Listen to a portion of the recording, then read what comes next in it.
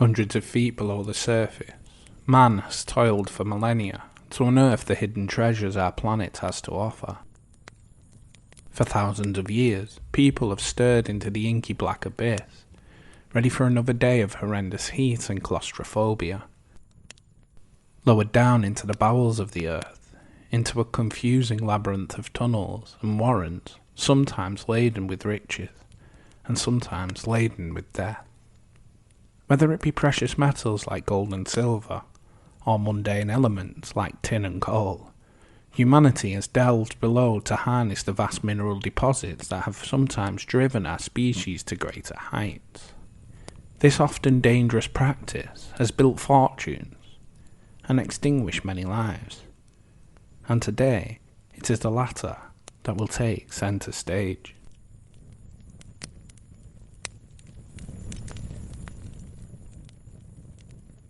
Hi everybody and welcome back to the Dark History Podcast, where we explore the darkest parts of human history. Hope everybody is well. I'm Rob, your host as always. Welcome to the new episode, the Tragedies Below The Surface. Yes, this really is a podcast episode about minds, but hopefully, my dear listeners, you will see past this slightly beige topic and listen to the many tales of death and destruction that you've come to expect from this show, and that this age-old human practice has given us over the centuries. So without further ado, please sit back and relax next to the fire for more dark history.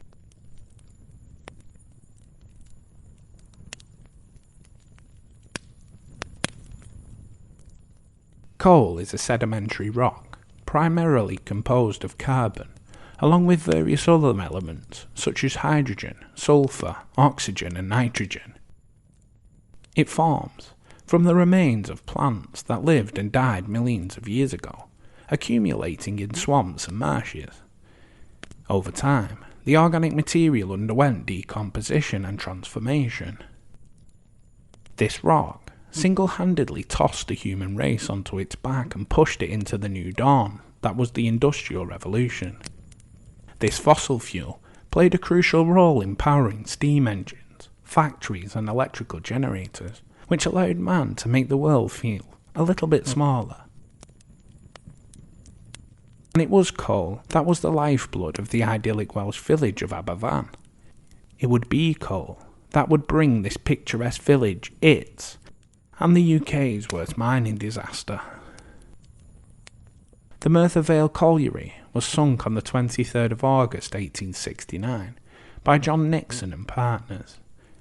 At the time, Aberfan consisted of 2 cottages and an inn frequented by local farmers and bargemen. By 1966, its population had grown to approximately 5,000, most of whom were employed by the coal industry. The first spoils from the coal mine were deposited on the valley's lower slopes east of the canal, but during the 1910s, the first tip was started on the western slope, above the canal line and the village. By 1966, there were 7 spoil heaps, comprising of approximately 2.6 million cubic yards, or 2 million cubic metres of waste. Tips 4 and 5 were conical mounds at the apex of the slope, although tip 4 was misshapen from an earlier slip. The remaining 5 were lower down, all were directly above the village.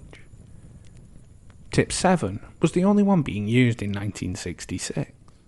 About 111 feet high, it contained 297,000 cubic yards of spoil, which included 30,000 cubic yards of tailings, which are waste from chemical extraction of coal, and the fine particles of coal and ash which took on the properties similar to quicksand when wet. Tip 4 at Aberfan, which had been used between 1933 and 1945, was large, and it had been started on boggy ground between 2 streams. At the time of its planning, the Merthyr Tydfil borough engineer thought that despite the position, it would be unlikely to avalanche. Following some ground movement in the tip in the early 1940s, a drainage canal was dug in early 1944. In November of that year, Part of the tip slipped 1,600 feet down the mountain to stop approximately 500 feet above the village. During the first 3 weeks of October of 1966, there was 6.5 inches of rainfall, nearly half of which had come in the third week. During the night of the 20th and the 21st of October, the peak of tip 7 subsided by 9 to 10 feet, and the rails of which the spoils were transported to the top had tipped and fell into the resulting hole. The spoil movement was discovered at 7:30 a.m. by the first members of the morning shift manning the heap. One of the workers walked to the colliery to report the slip. He returned with the supervisor of the tip, and it was decided that no further work would be done that day, but that the new tipping position would be decided on the following week. At 9:15 a.m., a significant amount of water-saturated debris broke away from tip 7 and flowed downhill at 11 to 21 miles per hour in waves of 20 to 30 feet. Approximately 140,000 cubic yards of spoil slid 700 yards down the mountain, destroying 2 farm cottages and killing the occupants. Around 50,000 cubic yards travelled across the canal and railway embankment and into the village. The flow destroyed 2 water mains buried in the embankment, and the additional water further saturated the spoil. Those who heard the avalanche said the sound reminded them of a low-flying jet or thunder. It's at this point that the disaster would turn into an utter tragedy. As the wall of debris tore through the village, it would clash full force onto the Pancras Junior School on Moy Road, demolishing and engulfing much of the structure, and filling the classrooms with thick mud, sludge and rubble. The village would see the deaths of 109 children from 240 attendees and 5 teachers. Unfortunately, the pupils of Pancras Junior School had arrived only minutes earlier for the last day before half-term holidays, which were due to start at 12 midday. The teachers had just begun to record the children's attendance in the register when the landslide hit. After the landslide stopped, the local residents rushed to the school and began digging through the rubble, moving material by hand and with garden tools. The first casualties from the wreckage of the school arrived at St Tidfield's Hospital in Merthyr Tydfil at 9:50 a.m. The remaining rescued casualties all arrived before 11 a.m. 22 children, one of whom which was dead on arrival, and 5 adults. A further 9 casualties were sent to East Glamorgan General Hospital. No survivors were found after 11 a.m. Of the 144 people who had died in the disaster, 116 were children, mostly between the ages of 7 and 10. 109 of the children died inside Pancras Junior School. 5 of the adults who died were teachers at the school, and an additional 6 adults and 29 children were injured. The disaster had a profound impact on the community and the nation as a whole, leading to widespread shock and grief. The tragedy prompted investigations into the causes of the disaster, revealing that the tip had been poorly managed and that warnings about its instability had been ignored. The disaster also led to the change in regulation and legislation regarding mining waste disposal to prevent similar incidents from occurring in the future. The Aberfan disaster remains a stark reminder of the potential consequences of neglecting safety measures and proper waste management. The Benju Colliery mining disaster, also known as the Honkiko Colliery disaster, stands as one of the most tragic mining accidents in history. It occurred on April 26, 1942, in the coal mine near Benji, Liaoning Province, China, during the Japanese occupation. The disaster was triggered by a massive coal dust explosion, followed by a series of coal dust and gas explosions, which ultimately resulted in widespread devastation. The explosion was so powerful that it caused a tremendous shockwave, collapsing all the tunnels and trapping workers underground. The dust explosion in the mine sent flames bursting from the mine shaft entrance. Miners' relatives rushed to the site, but were denied entry by a cordon of Japanese guards, who had then erected an electric fence to keep them out. In an attempt to curtail the fire underground, the Japanese shut off the ventilation and sealed the pit head. Witnesses say the Japanese did not evacuate the pit fully before sealing it, trapping many Chinese workers underground to suffocate in the smoke. It took workers 10 days to remove all the corpses and the rubble from the shaft. The dead were buried in a mass grave nearby. Many victims could not be properly identified due to the extent of the burns. The Japanese at first reported the death toll to be 34, and initial newspaper reports were short, as few as 40 words, and downplayed the scale of the disaster, characterizing it as a minor event. Later, the Japanese erected a monument to the dead. This stone gave the number of dead at 1,327. But it's estimated that between 1,500 and 1,549 miners lost their lives in this catastrophic event. The beige disaster exposed several issues contributed to the tragedy. The mine had substandard safety measures, inadequate ventilation, and improper equipment, all of which increased the risk of explosion. The Japanese authorities, who were overseeing the mine during their occupation of China, were criticised for the neglect in ensuring proper safety standards. The Japanese continued to operate the mine until the end of World War II in 1945, when they were defeated and forced to withdraw from China. Following the Japanese withdrawal, the Chinese workers took control of the site. With the liberation after the war, the Soviet Union investigated the accident, and they found that only some of the workers had died directly from the gas and coal dust explosion. Most deaths were from carbon monoxide poisoning, produced when the Japanese closed the ventilation and sealed the pit head after the initial explosion. The beige colliery mining disaster remains the world's worst mining disaster.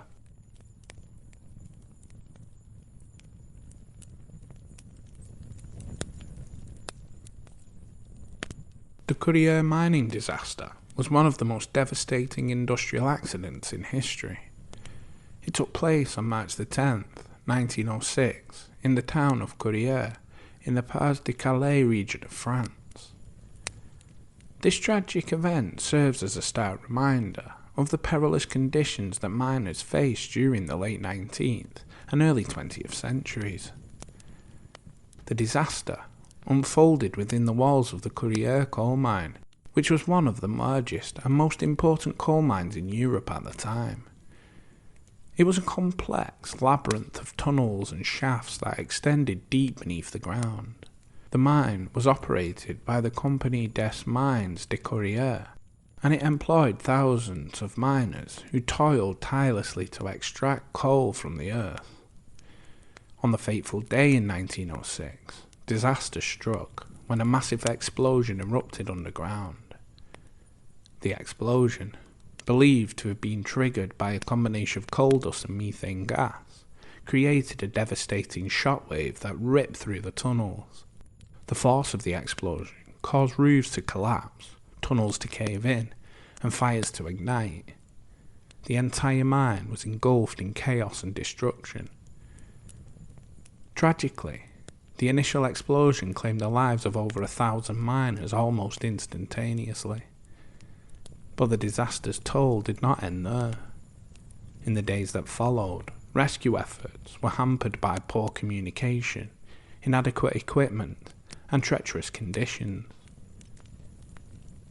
Despite the valiant effort of miners risking their lives to save their colleagues, the death toll continued to rise. The Korea mining disaster ultimately claimed the lives of approximately 1,099 miners, making it one of the deadliest mining accidents in history and the deadliest in Europe. The disaster sent shockwaves throughout France and the world, prompting discussions about mine safety, workers' rights, and the need for stricter regulations to prevent such tragedies from occurring again. the aftermath of the disaster led to important changes in mining regulations and safety practices.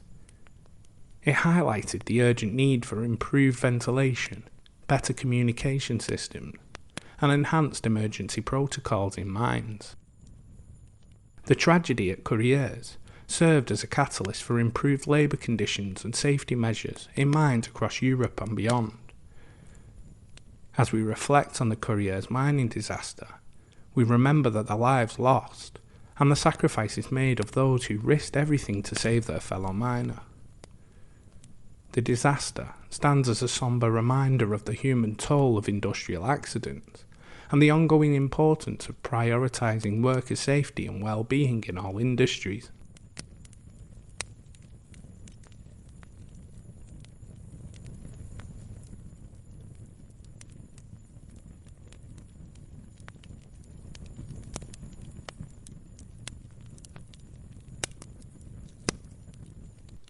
The Monongah mining disaster, an event etched deeply in the annals of American industrial history, unfolded on December 6, 1907, in the quaint town of Monongah, nestled in the rugged terrain of West Virginia.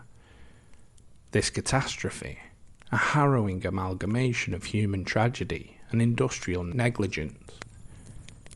On that fateful winter morning, the Fairmount Coal Company's No. 6 and No. 8 mines were bustling with activity, as men of varying backgrounds and aspirations delved into the earth's belly in pursuit of black gold that fueled the nation's burgeoning industry.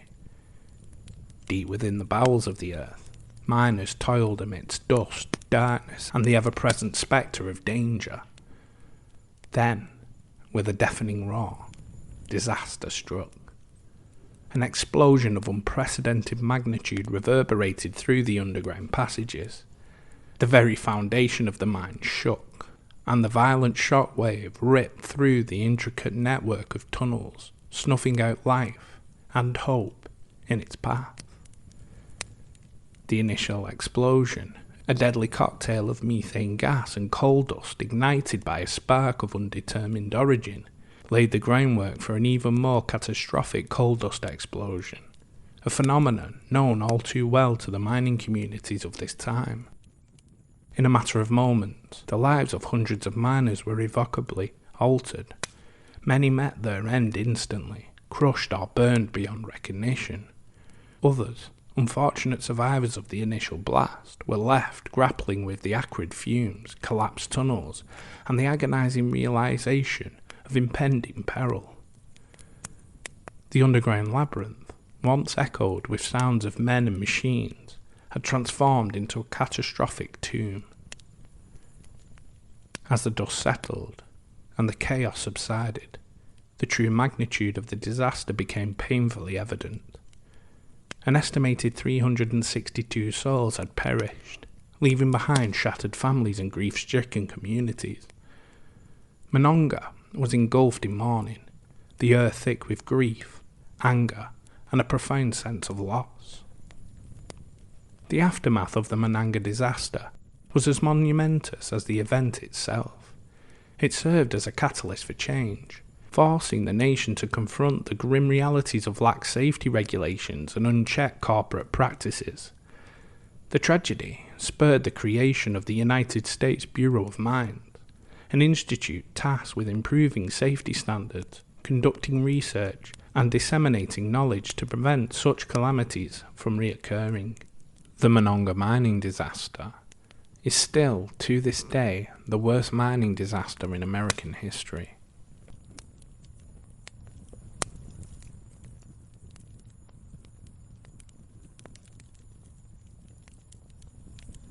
Thank you everyone for taking the time out of your day to listen to this dark episode. I would like to think that I bring an eclectic mix of episodes to this podcast, and on the surface, no pun intended, the topic of mining could be deemed quite boring or mundane, and it was only because I was doing a little fact-finding mission that I stumbled across some of these stories. Myself, I'm always hunting for new and obscure stories for various projects, or just morose curiosity. So when I did eventually read some of these, I wanted to bring them to you. These stories are just the worst of the many mining disasters from all over the world. The vast majority of these tales come from developing countries around the turn of the 20th century, and you would be forgiven to think that they were the only cases. But as recently as 2014, there have been major mining disasters. In this case, the Soma disaster was a mine fire accident in a large coal mine in Soma, Manisa province, Turkey. This is the worst disaster in Turkish history. The fire broke out on May 13, 2014 local time, with 301 people having been confirmed dead and 80 injured. Turkey's largest trade union called a strike after the accident, venting their anger and discontent with the government.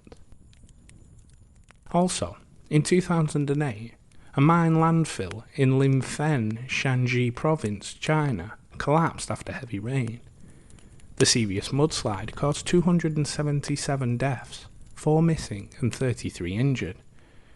At the time, 5,300 police and rescuers used more than 110 excavators to find survivors, and 2,001 medical workers provided medical service at the scene. So, you can see that mining is still incredibly dangerous, even with all our safety measures and modern technology. Maybe because the topic is quite niche, it would explain why I have never heard of some of these stories. It would be a disservice to forget these tales. Anyway, please drop us a review on the show. It helps the podcast out. If you think friends and family may be interested in the podcast, then share it with them. Links to all socials are below. Don't forget, if you want to support the channel, the links to the show's Patreon are below also. I hope you will be able to support the show, but if not, that's completely fine. I am very excited to tell you about the new Patreon-only podcast, as a little thank you to listeners who do support. These episodes will delve into what has happened in history in that week, if that makes sense. And we will cover battles, wars, assassinations, executions that this channel is known for, but also little tidbits of stories. The episodes will be no more than 5 to 10 minutes long and uploaded every week. The first episode will be up tomorrow for the £2 and £5 tier patrons. Anyway, as always, if you've been listening for a while and not subscribed, please do it. In that way, you never miss an episode. So with all that out the way, thank you again for listening. Join us next time for our next episode as we delve into another event and more dark history.